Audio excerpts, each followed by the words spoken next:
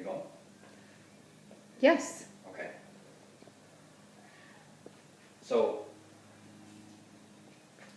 I shaved down the plug just a little bit with a sander, and now the air release trigger is working well. Push the button and release a blast of air. I have the compressor set at about 10 psi, and I can take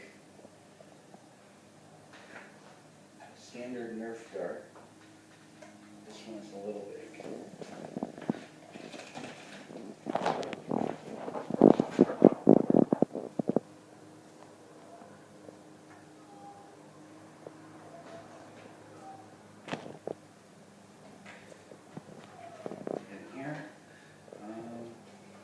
Let me stand over here.